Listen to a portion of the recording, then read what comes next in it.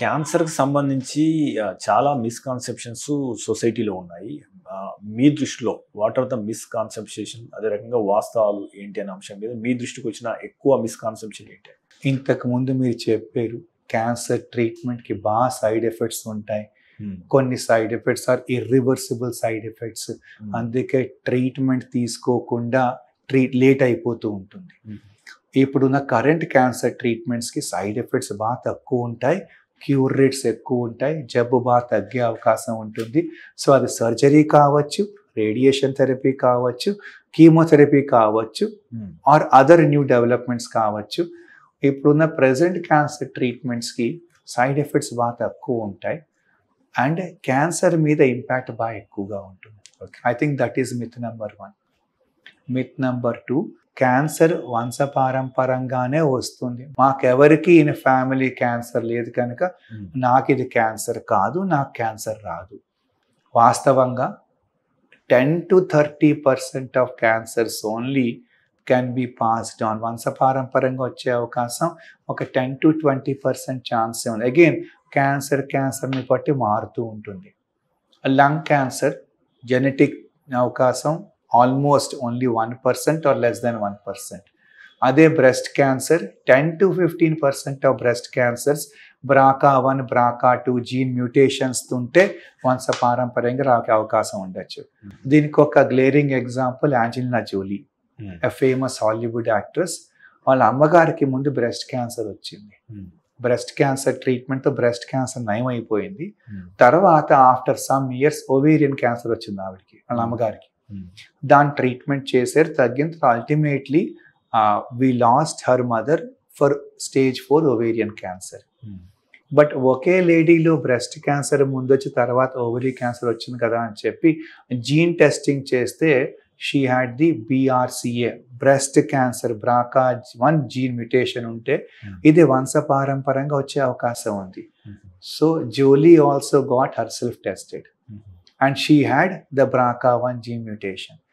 So Angelina జోలీకి breast cancer లేదు, ovary cancer లేదు, కానీ ఆ బ్రెస్ట్ ఓవరీ క్యాన్సర్ కాజ్ చేసే జీన్లో మ్యూటేషన్ మాత్రం ఆవిడకి ఉంది. So she has a 87% chance of getting breast cancer in lifetime and a 50% chance of getting ovarian cancer. In 2013, in 2013, Angelina Jolie got both her breasts removed. So no breast cancer. 2015, after 2 years, she got both the ovaries removed. So no ovaries, ovarian cancer. So from 87% chance of getting breast cancer because of faulty gene from her mother, now she has almost 0% chance. Ante she took an extreme step. కానీ important point is ప్రపంచం మొత్తానికి ఇలాగ నాకు BRCA1 gene mutation ఉంది అని education, she came out in open to discuss her problem. When celebrities talk about this, దాని impact వేరేగా ఉంటుంది. సో ఇప్పుడు ఆల్మోస్ట్ ప్రతి patient of breast cancer, ovary క్యాన్సర్కి BRCA1, BRCA2 జీన్ టెస్టింగ్ చేయాలి. దానికి అడ్వాంటేజ్ ఒకటి, పేషెంట్కి ట్రీట్మెంట్స్ ఉన్నాయి. రెండోది ఆ పేషెంట్ వాళ్ళ బ్రదర్స్, సిస్టర్స్, చిల్డ్రన్కి మనం ముందే టెస్ట్ చేసి కనుక్కుంటే close surveillance or some medicines or these preventive surgical మెషర్స్తో we can either prevent cancer or cancel cancer. So ఇది 10%. ఓవరీ క్యాన్సర్లో 30% ఆఫ్ పేషెంట్స్లో, ఎస్పెషల్లీ ఒక సబ్ టైప్లో సీరియస్ ఓవేరియన్ క్యాన్సర్లో మనకి ఈ BRCA1, 2 జీన్ కాకుండా మిగతా మ్యూటేషన్స్ కూడా ఉండి వంశపారంపర్యంగా రావచ్చు. సో ప్రతి క్యాన్సర్కి మనకి ఈ జీన్ వల్లే వస్తుందని కాదు, కానీ కొన్ని క్యాన్సర్స్లో ఎక్కువ, కొన్ని తక్కువ. ఇది ఒక ఇంపార్టెంట్ మిస్కన్సెప్షన్. అంటే మా దృష్టికి వచ్చిన మిస్కన్సెప్షన్లో సార్ ఒకటి, alternative therapies can cure cancer అనేది ఉంది, దాని గురించి చెప్తారు. సో ఇనీషియల్గా ఫస్ట్ చెప్పాను మీకు, the first myth was treatments have lot of side effects. అందుకోసమని ఈ థర్డ్ థింగ్. సో ట్రీట్మెంట్కి బోల్డ్ సైడ్ నుంచి మిస్కన్సెప్షన్ వల్ల అప్పుడు ఆల్టర్నేటివ్ ట్రీట్మెంట్స్కి వెళ్తూ ఉంటాం. ఆ తర్వాత ఇంకా కొంచెం ముదిరిపోతే అప్పుడు మళ్ళీ ట్రీట్మెంట్ తీసుకుని అప్పుడు ఈ ట్రీట్మెంట్ ఎఫికసీ పోవచ్చు.